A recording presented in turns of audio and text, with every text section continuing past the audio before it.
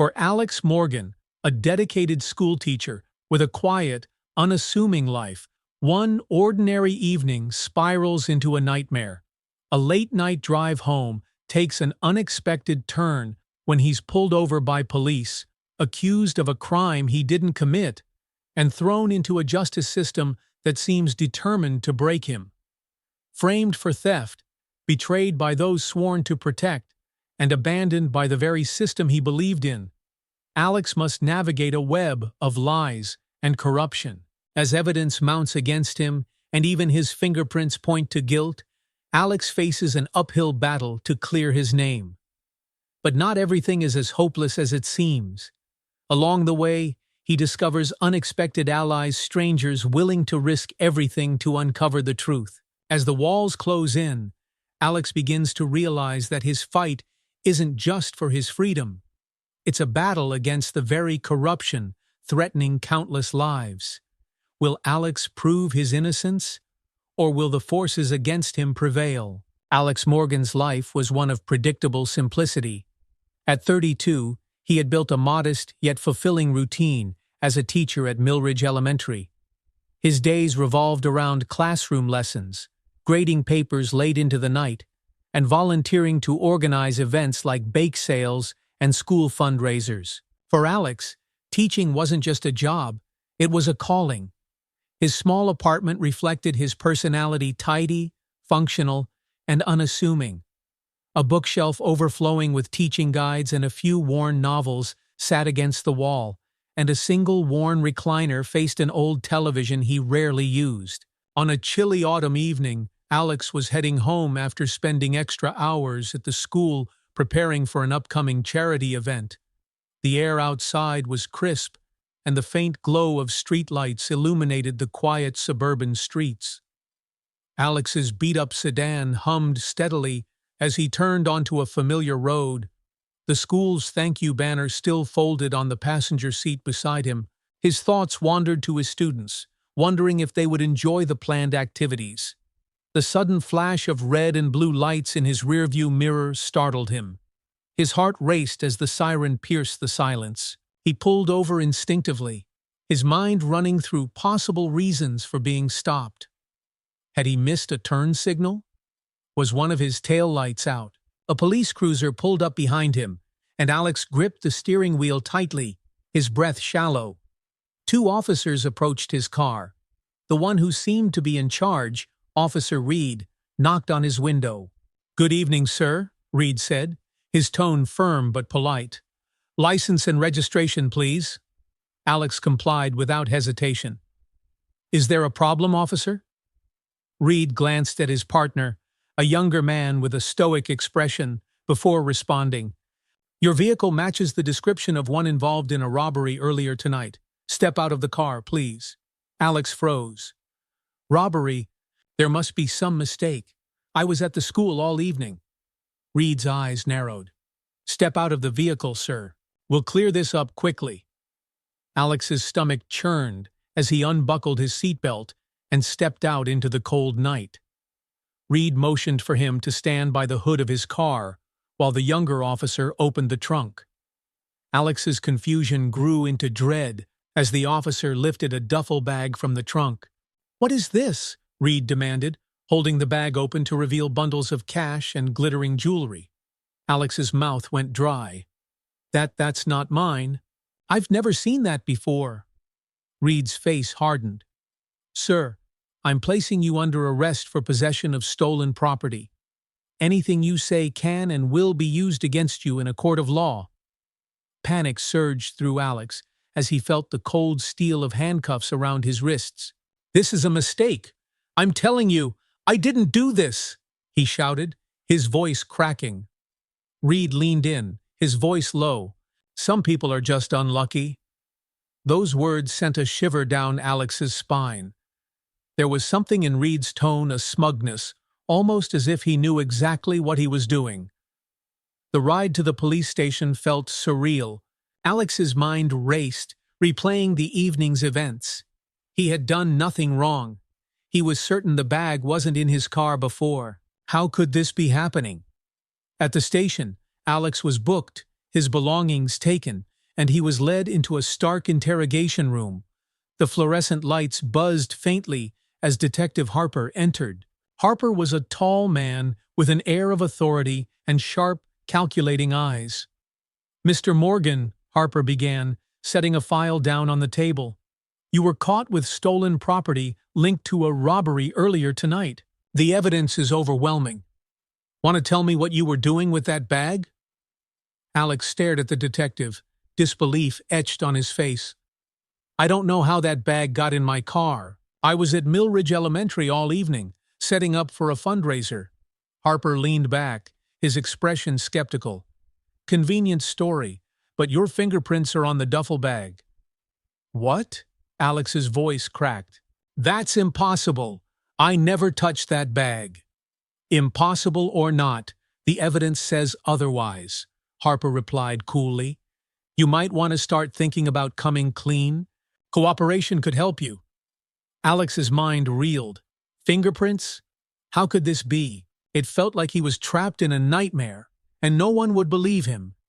Hours passed before Alex was placed in a holding cell with several other detainees. The room was dimly lit, and the air was thick with the smell of disinfectant. He sat on the hard metal bench, his head in his hands. "First time in here?" a voice asked. Alex looked up to see an older man with gray hair and kind eyes sitting across from him. "Yes," Alex said weakly. "Name's Charlie," the man said. "You don't look like you belong here." Alex managed a faint smile. "I don't. I was framed." Charlie nodded thoughtfully. "You'd be surprised how often that happens. People in power think they can do whatever they want.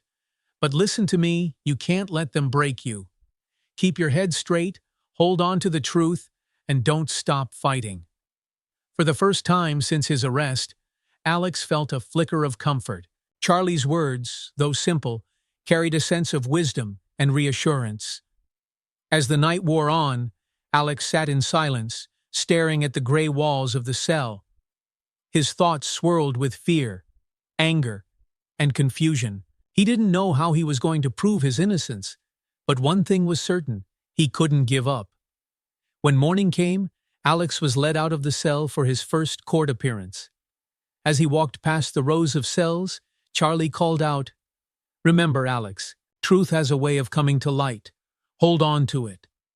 Alex nodded, clutching those words like a lifeline. As Alex entered the courtroom, he caught a glimpse of the prosecutor's table, where Detective Harper and Officer Reed were sitting. Harper's smirk sent a chill through Alex. He realized that proving his innocence would be harder than he had imagined. Alex sat stiffly at the defendant's table, his fingers tightly clasped in his lap. The courtroom buzzed with low murmurs as the prosecutor, an impeccably dressed woman named Angela Miller, organized her notes. To her left, Detective Harper sat with an air of quiet confidence, occasionally whispering to Officer Reed. Alex's attorney, Rachel Taylor, sat beside him. She was young, barely out of law school, and her nerves were palpable. She adjusted her glasses and whispered, "We'll get through this, Alex. Just stay calm." But calm was impossible. Alex's mind swirled with the weight of the situation. He had thought walking into the courtroom would mean a chance to tell the truth. But as the judge entered and called the session to order, the gravity of the trial hit him. This wasn't about the truth. It was about perception, evidence, and who could spin the most convincing story. The prosecutor began, standing tall as she addressed the jury. "Ladies and gentlemen, the evidence in this case is clear. The defendant, Alex Morgan, was found in possession of stolen goods shortly after a robbery that left a small business owner devastated. His fingerprints were on the duffel bag containing the stolen jewelry, and his vehicle matches the description given by witnesses." Alex winced as she continued. Every word felt like a nail in the coffin. Rachel stood to respond, her voice steady but lacking the confidence of a seasoned lawyer. "Your Honor, my client has no criminal record and has spent the past 10 years as a dedicated school teacher. On the night in question, he was at Millridge Elementary, preparing for a fundraiser." The judge, a middle-aged man with a stern face, raised an eyebrow. "Does the defense have evidence of this alibi?" Rachel faltered. "We are working on obtaining surveillance footage from the school." Miller seized the moment.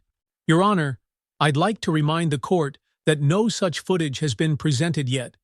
And as for his spotless record, we all know that even the most upstanding citizens can make mistakes under financial pressure." The words stung. Alex wanted to shout that he wasn't in financial trouble, that he wasn't capable of such a crime, but he knew any outburst would only hurt his case. He clenched his jaw and tried to focus on breathing. After the hearing, Alex was escorted back to the holding cell. The courtroom felt like a theater where everyone was playing a role, except he hadn't been given a script. The cell was just as cold and unwelcoming as before, but this time, Alex was greeted by Charlie's warm voice.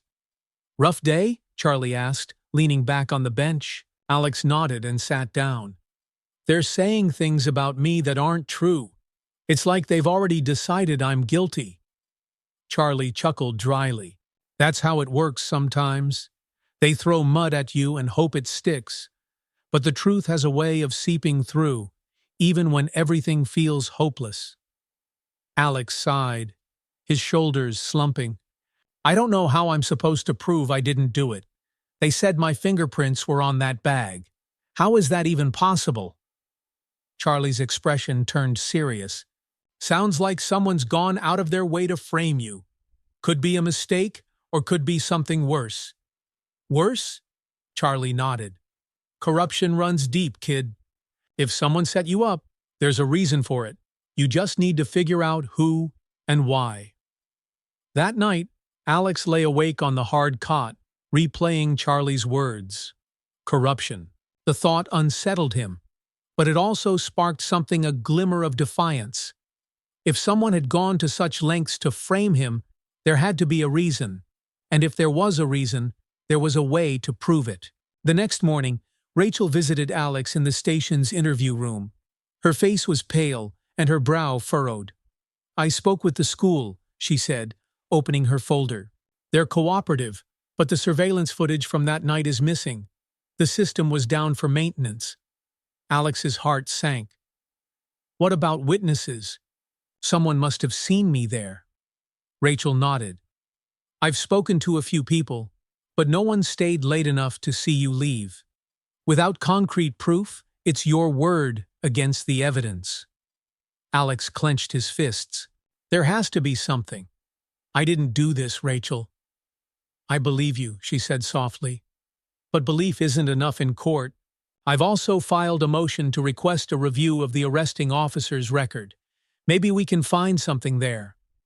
"Read?" Alex asked, his mind flashing back to the officer's smug words. Rachel nodded. "If there's any history of misconduct, it could help your case."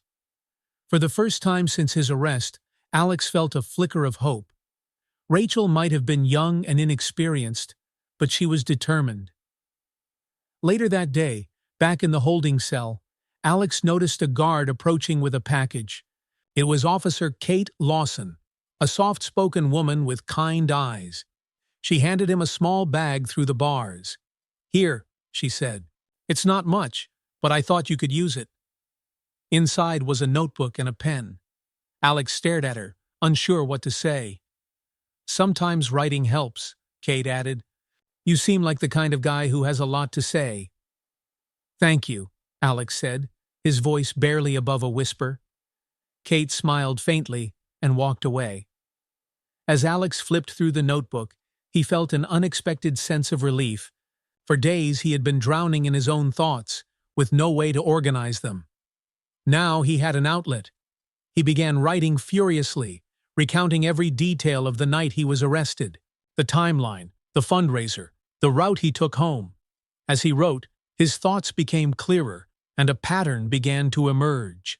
Someone had to have planted that bag in his trunk. But why? And how had they managed to forge his fingerprints? Charlie watched him from across the cell, a knowing smile on his face. "Told you to hold on to the truth, didn't I?" Alex looked up and nodded. "I'm trying, but it's hard when no one believes me." "Maybe not no one," Charlie said, You've got a lawyer fighting for you, and that guard? She didn't have to give you that notebook." Alex paused. He hadn't thought of it that way. Despite everything, there were people who believed in him, even just a little. As the day wore on, Alex continued writing, determined to piece together the truth. He didn't know how long it would take, but for the first time, he felt like he had a thread to hold on to. That evening, Rachel called Alex with an update. "We found something in Officer Reed's record," she said. "It's small, but it's a start. I'll explain more tomorrow." Alex's heart raced. It wasn't much, but it was something. And in his situation, something was everything. The hum of fluorescent lights buzzed overhead as Alex sat across from Rachel in the sterile meeting room at the station. She had arrived early that morning, a stack of papers in hand and a look of determination on her face. "Okay," Rachel began, spreading the papers on the table. "We found a complaint filed against Officer Reed 2 years ago. A local mechanic claimed Reed planted drugs in his car during a traffic stop. It didn't go anywhere because the mechanic had prior convictions, but it shows a pattern." Alex leaned forward, hope flickering faintly. "Can we use it?" Rachel adjusted her glasses. "Maybe. Complaints alone won't prove your innocence, but it helps establish doubt about Reed's credibility. If we can find more instances like this, we can start building a case against him." Her confidence, though restrained, gave Alex a small boost of courage. For days, he'd felt like the walls were closing in, but this was something tangible. "What about the fingerprints?" Alex asked. Rachel shook her head. "That's harder to dispute. If the evidence was tampered with, we'll need to prove it. Right now, Reed's word carries more weight than yours in the eyes of the court." The words stung, but Alex nodded. "So, what do we do next?" Rachel hesitated before answering. "I've contacted a private investigator, Noah Grant. He specializes in cases like this. If anyone can find a crack in their story, it's him." Later that day, Alex sat alone in his cell, the notebook Officer Lawson had given him resting on his lap. He had spent the morning adding every detail he could remember about his arrest. As he stared at the page, frustration bubbled inside him. The system seemed stacked against him, and no matter how hard he tried, he couldn't shake the feeling that he was being buried by forces beyond his control. Charlie, the older man in the neighboring cell, noticed Alex's tension. "You look like you're about to explode, kid," he said. "I don't get it," Alex replied, his voice rising. "How can someone just lie? How can they ruin someone's life and get away with it?" Charlie leaned against the bars, his expression calm. "Power does strange things to people, but don't let it eat you up. If you waste all your energy being angry, you'll miss the chance to fight back." Alex exhaled slowly, his fists unclenching. "It's just hard. It feels like everyone's already decided I'm guilty." "Not everyone," Charlie said. "Your lawyer's fighting for you, isn't she? And that investigator, he wouldn't take the case if he thought you were a lost cause." Alex nodded, absorbing the words. It wasn't much, but it was enough to keep him going.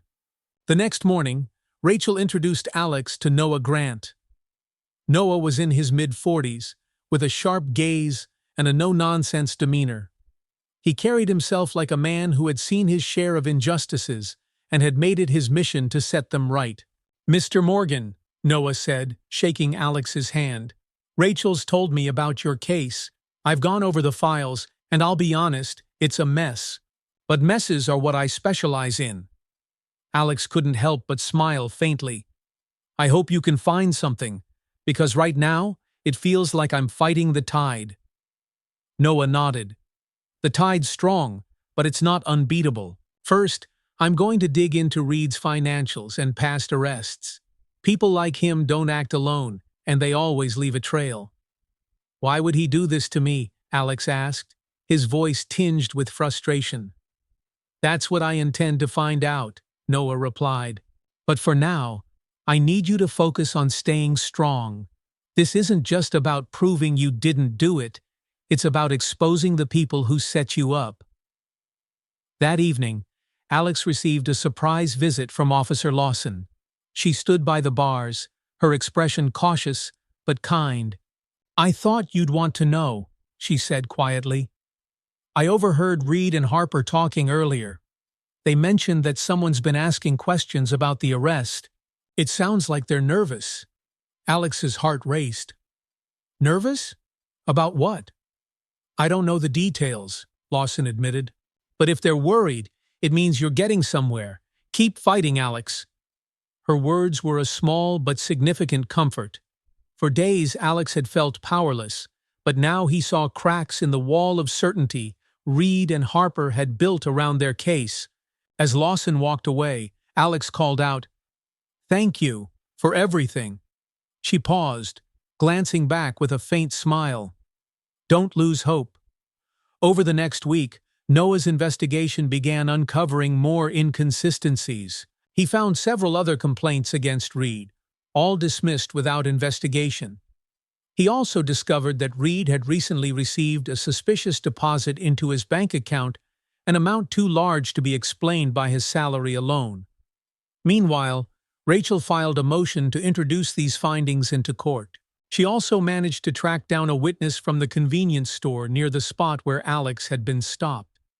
The clerk, Ben Daniels, had seen Reed's patrol car parked suspiciously close to Alex's sedan just minutes before the arrest.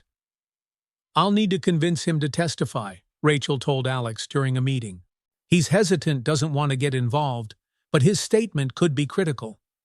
Alex nodded, his hope cautiously growing. "Do you think he'll do it?"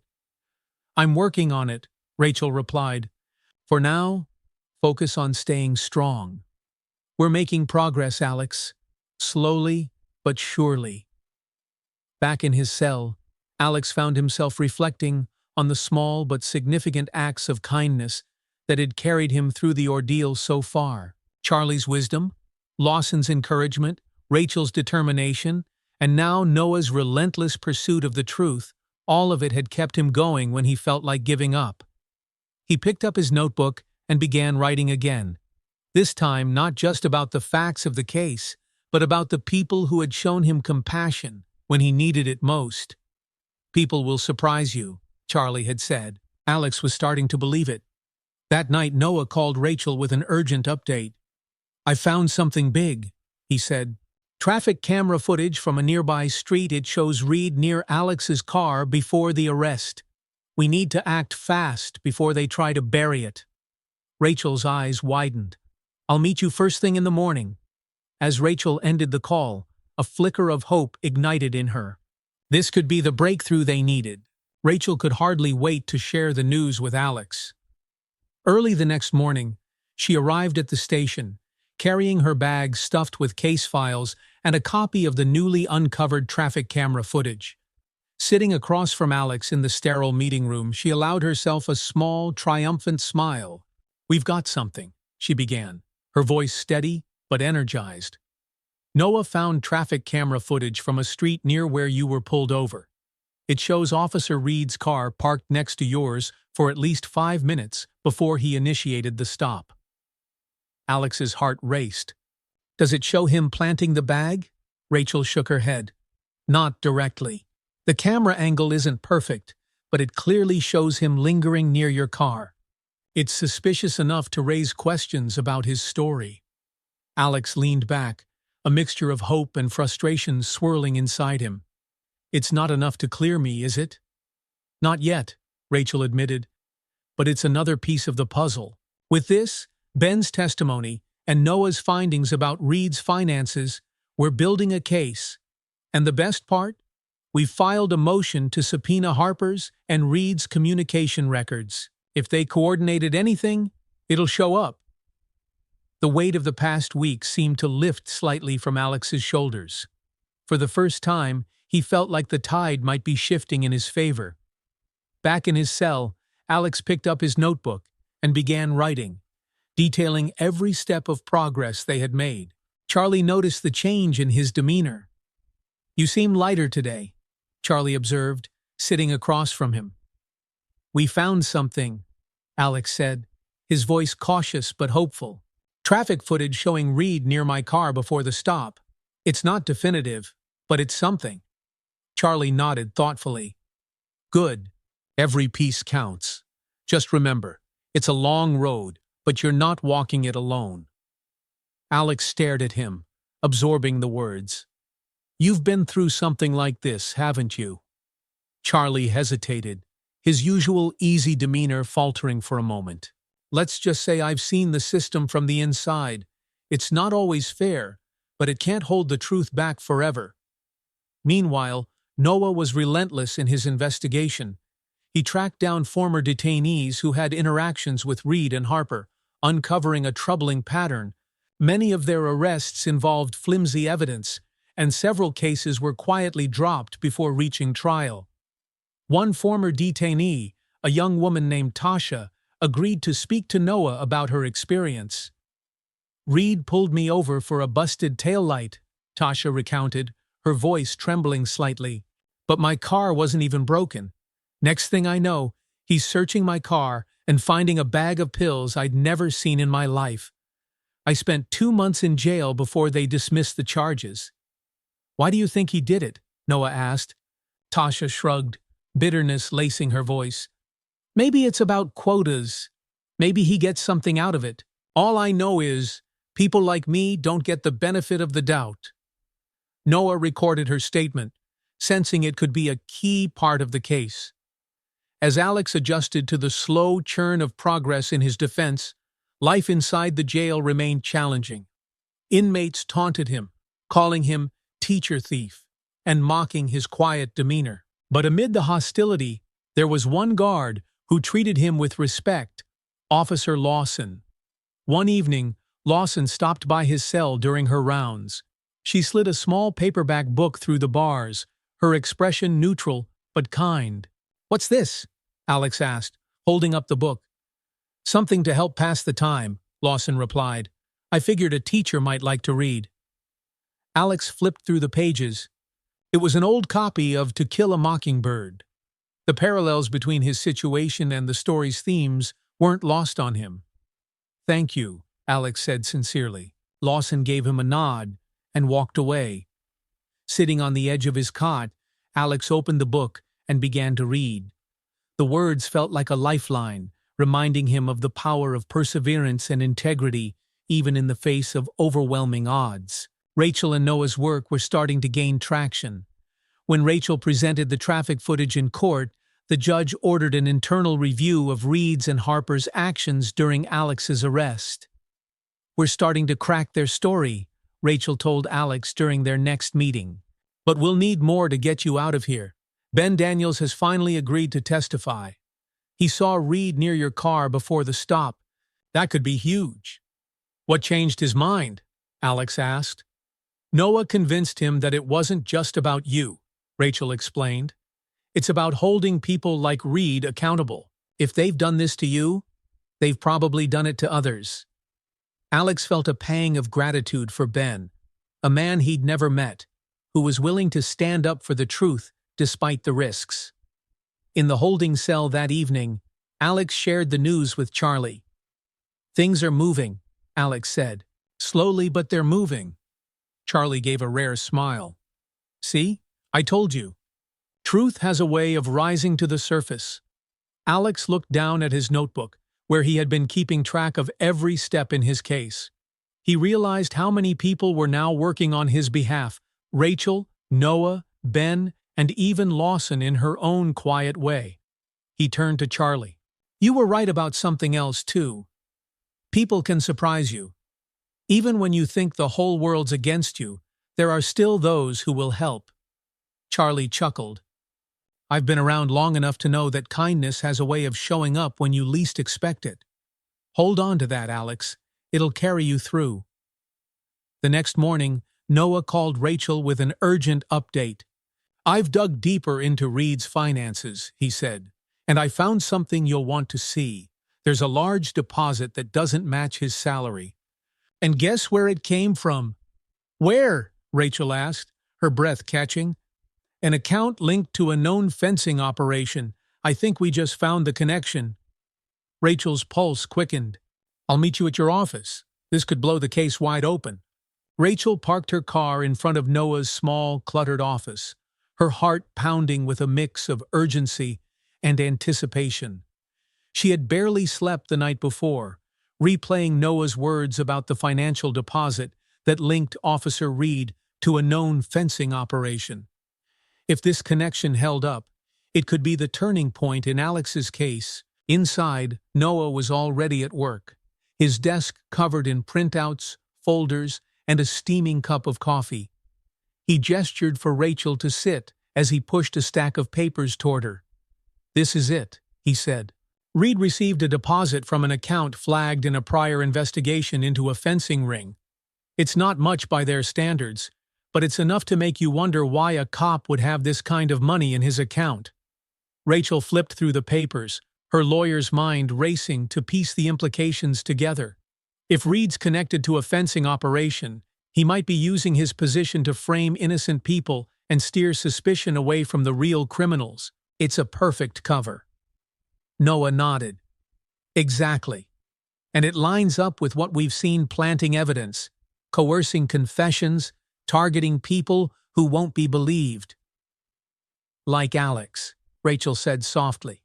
Like Alex, Noah confirmed. Back at the station, Alex waited anxiously in the interview room.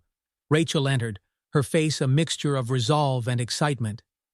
"We've got a new lead," she told him, sitting down. Noah found a financial link between Reed and a fencing ring. It's circumstantial, but it's big. If we can prove this connection, it could unravel their whole operation. Alex leaned forward, gripping the edge of the table. "Do you think it's enough to clear me?" "It's a step in the right direction," Rachel replied. "But we'll need more. The subpoena for Reed's and Harper's communications might give us what we need. In the meantime, Ben Daniels has agreed to testify, and his account will strengthen our argument." Hearing this, Alex felt a mix of hope and apprehension. For the first time, it seemed like the truth might come out. But he also knew how easily things could go wrong.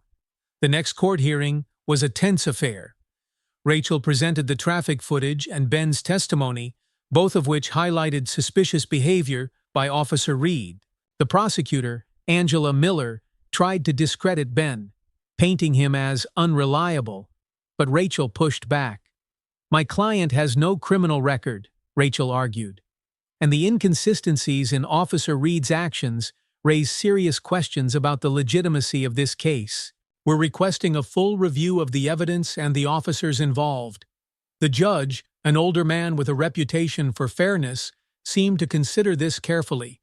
"I'll allow the review," he said finally, "but this doesn't absolve the defendant. The trial will proceed, and I expect substantial evidence to support these claims." It wasn't a victory, but it wasn't a loss either. As Alex was escorted back to his cell, Rachel leaned in and whispered, "We're getting closer. Stay strong." The holding cell felt different that night. The other inmates had grown quieter, watching Alex with a mix of curiosity and respect. News of the court developments had reached them, and for once, Alex didn't feel like the subject of ridicule. Charlie grinned from across the cell. "Looks like you're making waves, kid." Alex sat down beside him, exhaustion and determination etched into his face. "We're getting somewhere, but it's slow. I just want it to be over." "It will be," Charlie said. "And when it is, you'll walk out of here stronger than you ever thought you could be." The words lingered in Alex's mind long after Charlie drifted off to sleep. Meanwhile, Noah wasn't done digging. Late that night, he found something even more damning. While reviewing Reed's bank records, he uncovered another deposit, this one tied to a company linked to Detective Harper. It was clear now that the two were working together, covering for each other and profiting off innocent lives like Alex's. The next morning, Noah called Rachel with the update. "We've got them," he said, excitement crackling in his voice. "Reed and Harper are connected financially. It's small, but it's enough to establish a pattern of corruption." Rachel felt a surge of adrenaline. This could break the case wide open. I'll file a motion to include it in the review. At the same time, Alex was beginning to find strength in the unexpected kindness of others. Officer Lawson continued to check in on him, offering small gestures of support, a book, an encouraging word, or just a nod of reassurance. One evening, she paused outside his cell and said, "I've seen a lot of people come through here, Alex. Most of them don't have anyone fighting for them. You're lucky to have people who believe in you." Alex looked up from his notebook. "I don't feel lucky," he admitted. "You should," Lawson replied, "because that belief, it's what's going to get you through this." Rachel's motion to include the new financial evidence was granted, and the trial's tone began to shift. Miller, the prosecutor, grew visibly uneasy as Rachel laid out the connections between Reed, Harper, and the fencing ring. "This isn't just about my client's innocence," Rachel argued passionately. "This is about exposing a pattern of abuse and corruption within the very system meant to protect us. Officer Reed and Detective Harper have used their positions to frame innocent people, and the evidence is clear." The courtroom buzzed with whispers. Even the judge seemed taken aback by the scope of the accusations. As Rachel left the courthouse that evening, her phone buzzed with a text from Noah. "We've got a problem. Harper knows we're on to him. Be careful." Rachel's breath hitched as she stared at the screen. The stakes had just risen, and the fight for Alex's freedom was about to get even more dangerous. Rachel sat in her car outside Noah's office, gripping the steering wheel tightly. Harper's growing awareness of their investigation had introduced a new layer of danger, one she hadn't anticipated. Noah's text replayed in her mind. "Be careful." She took a deep breath, then headed inside. Noah was already waiting, his expression serious as he sifted through a pile of documents. "I've traced more connections between Harper and Reed," Noah began without preamble. "Deposits, communication records, even overlapping activity logs. It's clear they're working together." Rachel nodded, taking a seat across from him. "And now Harper knows we're closing in. That makes them desperate. Desperation leads to mistakes." "Let's hope so," Noah replied. He leaned back and folded his arms. "I've also found another piece of the puzzle. One of the cases Harper closed a few years ago has striking similarities to Alex's. Different charges, same pattern, flimsy evidence, planted fingerprints, and the victim was exonerated only after months in jail." Rachel's eyes widened. "If we can link that case to what's happening now, it could establish a pattern. Did the person file any complaints?" Noah handed her a thin file. "They tried, but nothing came of it. The guy's name is Marcus Dean. He's moved out of state, but I can track him down if you think it'll help."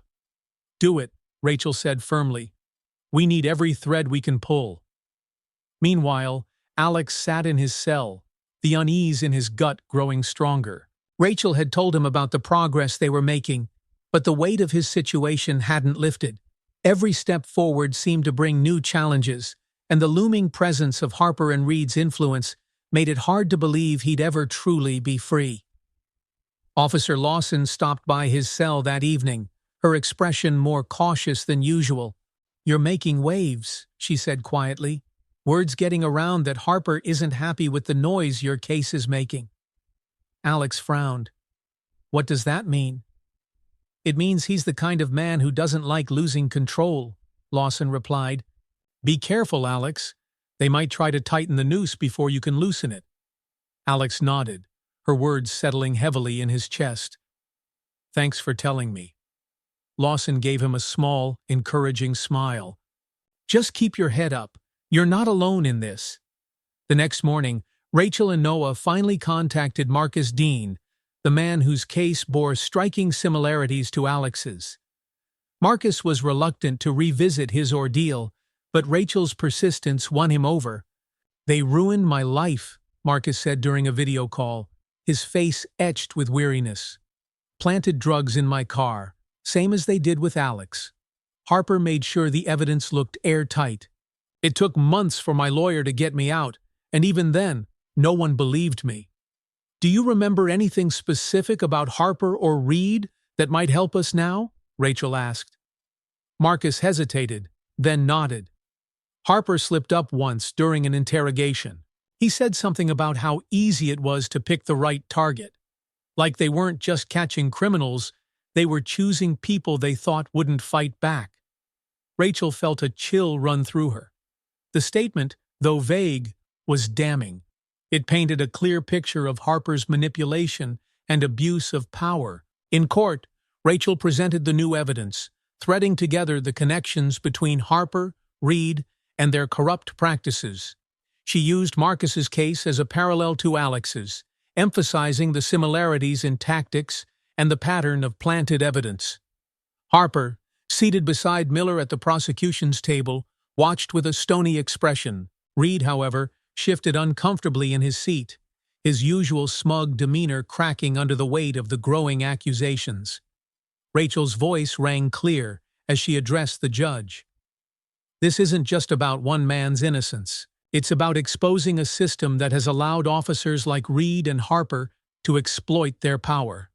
The evidence shows a pattern of corruption, and it demands a thorough investigation.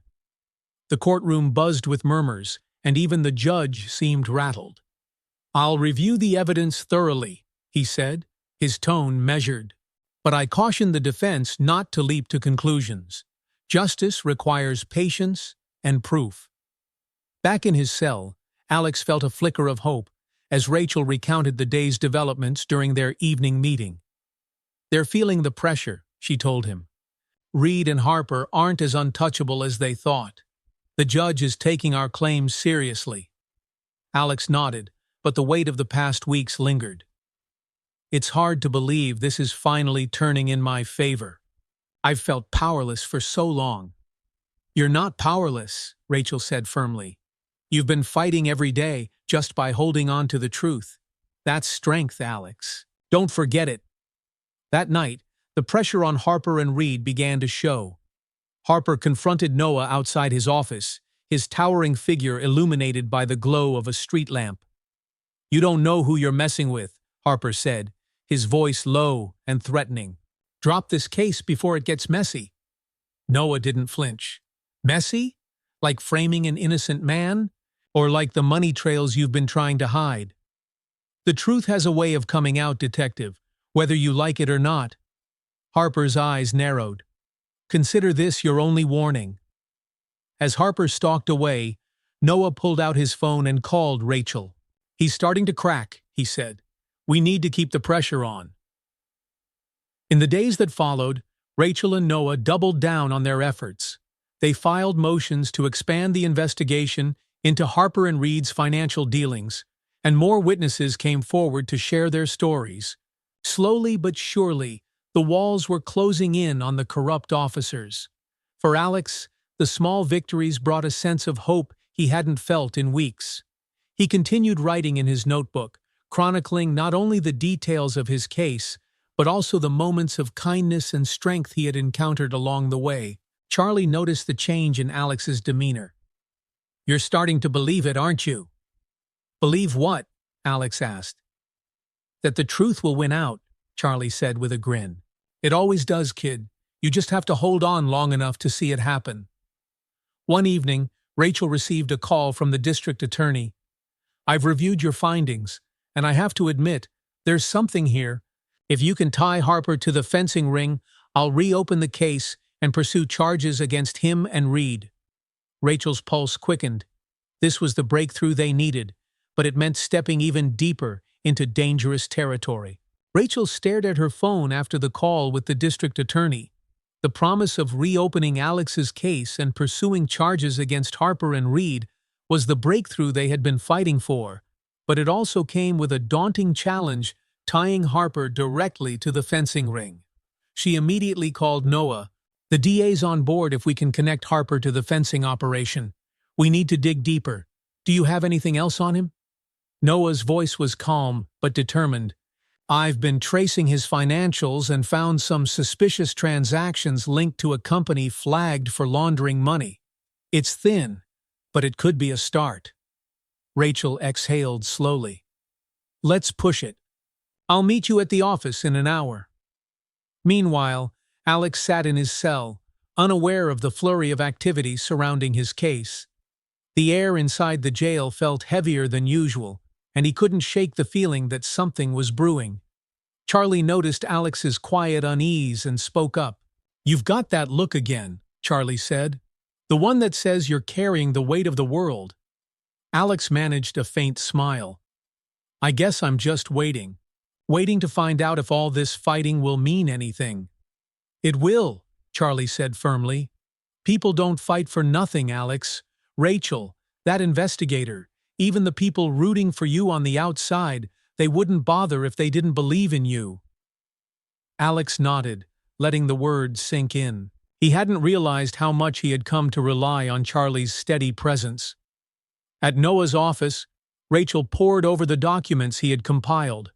Among them was a trail of emails between Harper and a known associate of the fencing operation, thinly veiled as legitimate business correspondence. "This is good," Rachel said, her voice tinged with excitement. "If we can get the DA to subpoena these communications, it could be the link we need." "I'll keep digging," Noah replied.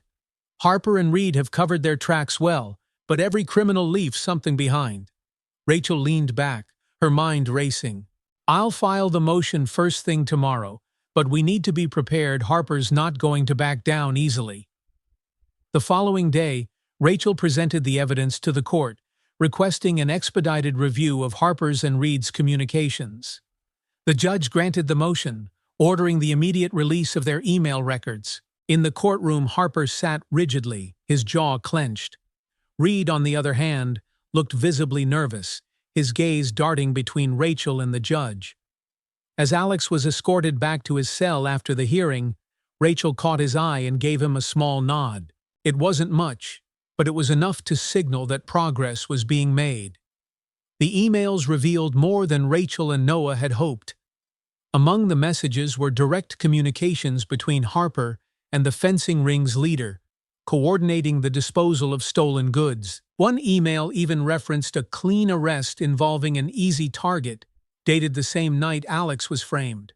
Rachel immediately forwarded the findings to the DA, who called her within the hour. "This is solid," the DA said. "I'll authorize the reopening of the case. Harper and Reed are officially under investigation." Rachel hung up and closed her eyes, relief washing over her. But she knew the fight wasn't over. Harper and Reed would fight back, and they wouldn't play fair. Back at the station, Officer Lawson approached Alex's cell with a rare smile. "You're making waves, Morgan," she said. Alex looked up, surprised. "What do you mean?" "Word's out that your case is turning heads. Even the DA is taking another look," Lawson said. "Keep holding on. You might just walk out of here sooner than you think." For the first time in weeks, Alex allowed himself to believe it. As Rachel prepared for the next court hearing, Noah received an anonymous tip from a retired officer, Tom Jenkins. The voice on the other end of the line was gravelly but firm. "I don't know much about your case," Jenkins said, "but I know Harper. He's been dirty for years, and it's about time someone called him out on it. Check his old cases, especially the ones that went cold. You'll find a lot of missing evidence and silenced witnesses." Noah thanked Jenkins and immediately relayed the information to Rachel. "This could be huge," Rachel said. "If we can prove a pattern of misconduct, it'll destroy their credibility." At the next hearing, Rachel presented the damning emails and outlined the connections between Harper, Reed, and the fencing ring.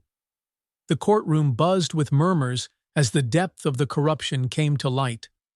Harper sat stone-faced, but Reed's composure cracked. As Rachel spoke, he shifted in his seat, his hands fidgeting nervously. "The evidence is clear," Rachel said, her voice steady and firm. "Detective Harper and Officer Reed have used their positions to frame innocent people, like my client, Alex Morgan. This is not an isolated incident, but part of a broader pattern of corruption." The judge leaned forward, his expression grave. "I'll allow the continuation of this investigation. But I caution all parties to proceed carefully. These are serious allegations. Back in his cell, Alex felt a surge of hope as Rachel recounted the day's developments during her evening visit. "They're on the ropes," she said. "Reed's cracking under the pressure, and Harper's influence is waning. If we keep pushing, this could all come tumbling down." Alex nodded, his heart pounding with a mixture of relief and determination. "I just want the truth to come out." "It will," Rachel assured him. "We're almost there." That night, Noah called Rachel with an urgent update. "Reed's lawyer just reached out," he said. "He's looking to make a deal. If Reed flips on Harper, it's game over." Rachel's eyes widened. "Set it up. This could be the final piece." The next morning, Rachel stood outside the district attorney's office, her nerves on edge. Reed's lawyer had agreed to a preliminary meeting, and she was determined to make the most of it. If Reed flipped on Harper, it could bring the entire operation crashing down and secure Alex's freedom. Inside, the air was tense. Reed's lawyer, a sharp-looking man named Greg Haynes, sat at the table, flanked by his visibly shaken client. Reed looked far less composed than the smug officer Alex had encountered on the night of his arrest. Rachel and Noah exchanged a quick glance before Rachel began. "Officer Reed, your cooperation here could significantly impact your future. The evidence against you and Harper is substantial, but if you're willing to testify, we can negotiate terms with the DA." Reed shifted in his seat, avoiding eye contact. Haynes leaned forward. "My client is prepared to provide information on Detective Harper's involvement in exchange for reduced charges. But let's be clear, this is a two-way street. He wants assurances." Rachel nodded.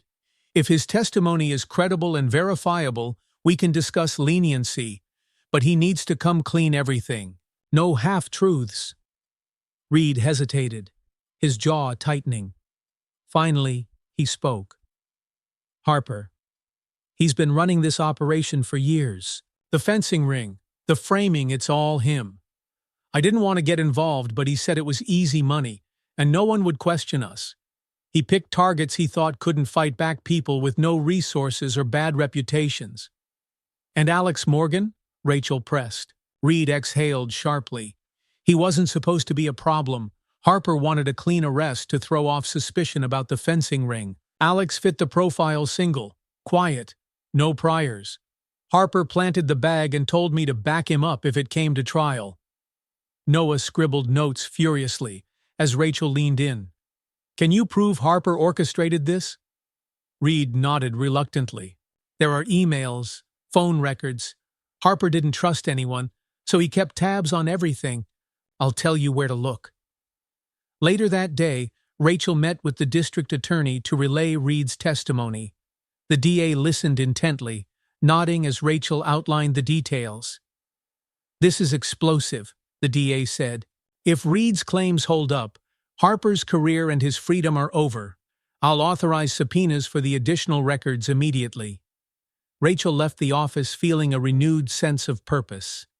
The truth was finally coming to light, and Alex's vindication was within reach. In the holding cell, Alex listened as Rachel recounted the day's developments. His hands gripped the edge of the table, his emotions a whirlwind of relief and disbelief. "So, Reed's turning on Harper?" he asked. Rachel nodded. "He's scared, Alex. He knows the evidence against him is overwhelming, and he's trying to save himself. His testimony could be the key to clearing your name." Alex leaned back, exhaling deeply. For weeks, he had felt like he was drowning, but now, for the first time, he could see the surface. "What happens next?" he asked. "The DA is pursuing charges against Harper," Rachel said, "and with Reed's help, we'll dismantle their operation piece by piece. But it's not over yet. We still have to face them in court." Alex nodded, determination hardening his features. "I'll be ready." As the case against Harper gained momentum, the media began to shift its narrative. News outlets that had once vilified Alex now questioned the integrity of the officers involved in his arrest. Headlines like "Corruption in the Ranks and Falsely Accused Teacher Fights Back" dominated the news cycle. Rachel and Noah worked tirelessly to prepare for the upcoming trial. They pored over the new evidence provided by Reed, including damning emails and records that exposed Harper's deep involvement in the fencing ring. At the same time, Alex found solace in the unexpected kindness of those around him. Officer Lawson continued to offer quiet encouragement, and Charlie's steady presence reminded him that he wasn't alone in his fight. "You're almost there, kid," Charlie said one evening. "Don't let them break you now." "I won't," Alex replied, his voice steady. "Not after everything we've been through." The day of the trial arrived with an air of anticipation. The courtroom was packed with reporters, community members, and supporters who had rallied behind Alex. Rachel began her argument with a powerful opening statement. "This case isn't just about Alex Morgan's innocence. It's about exposing a system of corruption that has harmed countless others. The evidence will show that Detective Harper and Officer Reed exploited their positions for personal gain, planting evidence and framing innocent people to protect their criminal enterprise." Harper, seated at the prosecution's table, maintained his stoic demeanor, but there was a flicker of unease in his eyes. Reed's testimony was the turning point. Nervous but resolute, he recounted the details of Harper's operation, sparing no detail about the tactics used to frame Alex. "I regret what I did," Reed said, his voice trembling.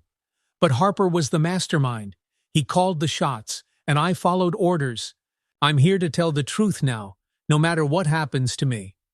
The prosecution attempted to discredit Reed, but Rachel countered with the mountain of evidence they had collected: emails, financial records, and testimonies from other victims. Piece by piece, Harper's defense crumbled. In the holding cell after the day's proceedings, Alex felt a sense of cautious optimism. Rachel visited him, her expression confident. "The jury's seeing the truth," she said. "Harper's losing his grip, and the evidence is undeniable. It's only a matter of time now." Alex nodded, gratitude and hope mingling in his chest. "I don't know how to thank you, Rachel, for everything you've done." "You don't have to thank me," she replied. "Just promise me one thing when this is over. Don't let it define you. You're more than what they tried to do to you." Alex smiled faintly. "I promise." As Rachel left the station that evening, her phone buzzed with a new message from Noah. "Another victim has come forward. They have evidence that ties Harper to even more cases. This just got bigger than we ever imagined." Rachel stared at the message, her heart pounding. The fight for Alex's freedom was no longer just about one man. It was about exposing a system that had failed countless others. The courthouse buzzed with an electric tension as Rachel walked into the courtroom the next morning. The revelations from Noah's late-night message had added an unexpected layer to the case. The new victim, a young single mother named Elena Cruz, had come forward with damning evidence: audio recordings of Harper discussing fabricated charges and planted evidence. Rachel leaned over to Noah, who was sitting beside her at the defense table. "Do you think the jury is ready to hear this?" "They'd better be," Noah replied, sliding a copy of the transcript across the table. "This is the final nail in Harper's coffin." Across the room, Harper sat rigidly, his usual mask of composure slipping. His lawyer whispered furiously in his ear, but Harper's clenched fists and stiff posture betrayed his growing panic. Reed, seated nearby as a witness for the defense, avoided Harper's glare entirely. The judge entered, and the courtroom fell silent. Rachel stood to begin her next round of arguments. "Your Honor, we have new evidence that directly implicates Detective Harper in a pattern of corruption," Rachel began, her voice steady and clear. "This includes audio recordings provided by Elena Cruz, a victim of a similar scheme, who was coerced into a guilty plea under the threat of fabricated evidence." The prosecution objected, but the judge allowed the recordings to be played. The room held its collective breath as Harper's voice filled the space. "Pick someone easy. No resources, no connections. Plant enough evidence, and they'll fold." They always do. Gasps rippled through the courtroom. Even the jury appeared visibly shaken by the cold, calculated tone in Harper's voice. Rachel seized the moment. This recording, coupled with the testimony of Officer Reed and others, demonstrates a clear pattern of abuse. Detective Harper exploited his position of power to target innocent individuals, including my client, Alex Morgan. In the holding cell, Alex waited anxiously for news. Officer Lawson approached, her usual composed demeanor replaced by a small, encouraging smile. "You should know," she said, leaning against the bars. "Harper's been squirming in court all day. Your lawyer's making waves, Alex. Big ones." Alex managed a faint smile. "It's about time the truth came out." Lawson nodded. "It's not just about you anymore. People are starting to see the bigger picture. What happened to you, it's happening to others, too." Her words settled heavily in Alex's chest. He had spent so much time focusing on his own fight for survival that he hadn't fully considered the broader impact of Harper's actions. The next day, Rachel presented Elena Cruz's testimony. Elena, nervous but resolute, recounted her experience of being targeted by Harper and coerced into a false confession.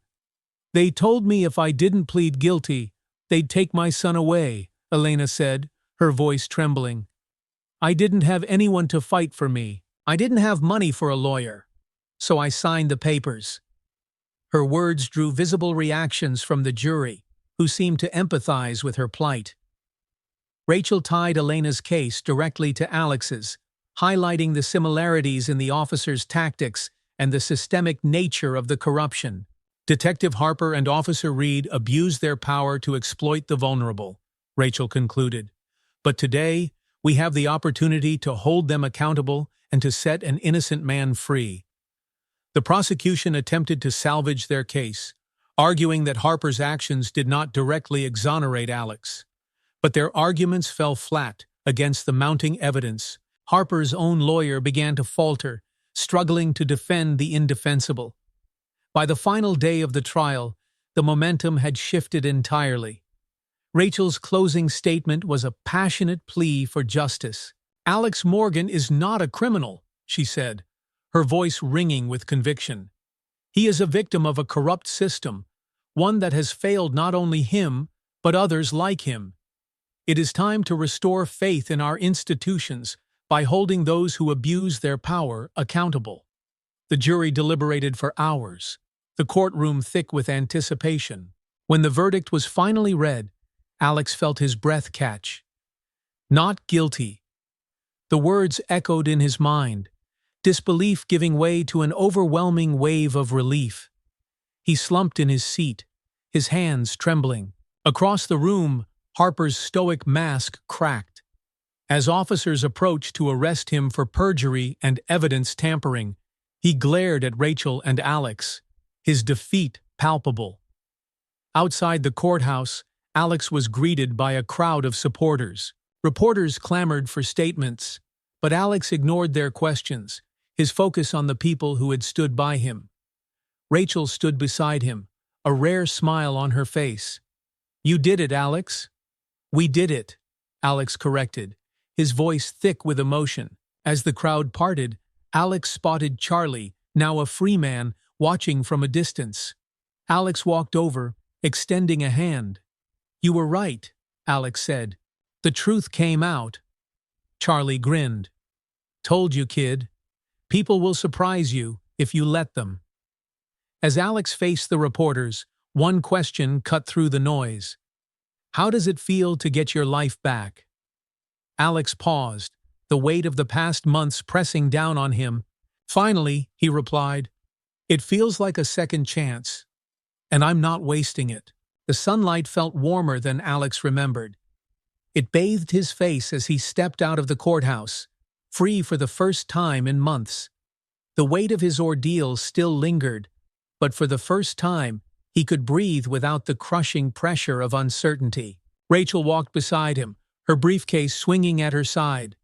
"How does it feel to be free?" she asked, her voice light but sincere. Alex smiled faintly. "Strange, but good." Like I've been given my life back, but it's not the same life I left behind. She nodded, understanding. It won't ever be the same, but that doesn't mean it can't be better. The weeks following Alex's exoneration were a whirlwind. The media coverage of the case exposed not only Harper's corruption, but also broader systemic issues within the justice system.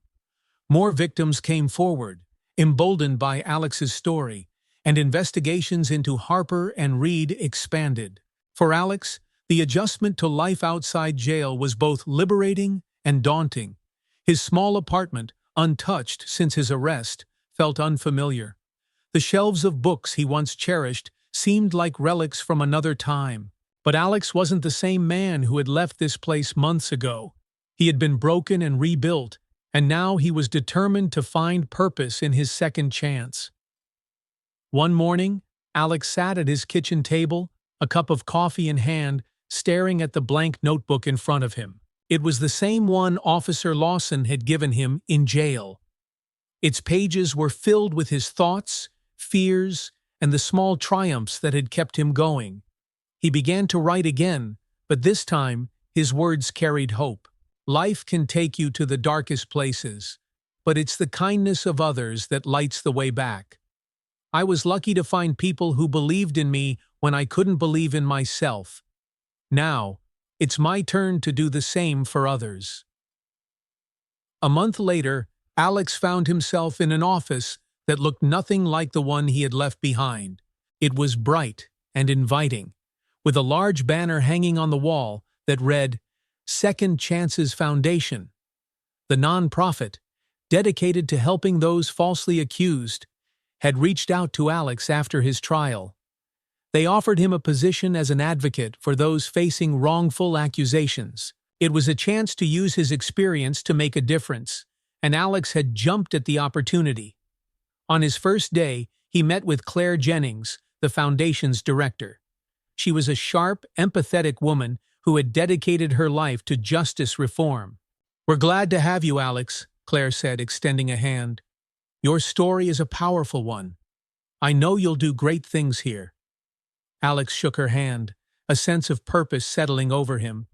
"Thank you for giving me this chance. I won't waste it."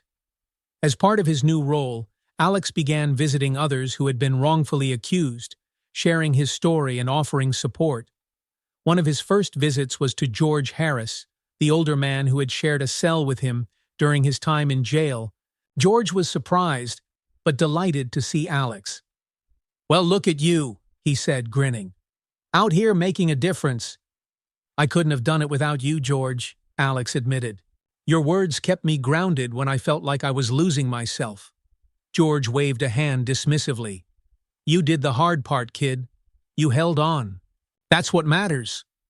Alex handed him a copy of his notebook, now filled with thoughts and reflections.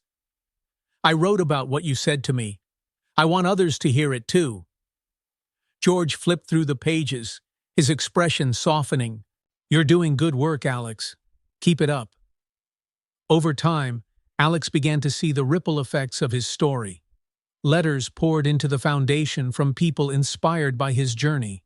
Some shared their own struggles with injustice, while others offered words of encouragement. One letter, in particular, stood out. It was from Elena Cruz, the young mother who had testified in his trial. "Thank you for standing up and fighting back. Because of you, I found the courage to tell my story. You've given me hope that things can change." Reading her words, Alex felt a deep sense of fulfillment. His pain hadn't been in vain. It had sparked something bigger, something meaningful. One bright afternoon, Alex stood outside the foundation's office, watching as the city bustled around him. He thought back to the night of his arrest, the fear and confusion that had consumed him, and the long road that had brought him here. It hadn't been easy, and the scars of his experience would always remain. But those scars were a testament to his resilience and the kindness of others who had carried him through. As the sun warmed his face, Alex smiled. He wasn't the same person he had been before, and that was a good thing. He was stronger, more compassionate, and ready to face whatever came next. Thank you for following Alex's journey in Frame by Shadows.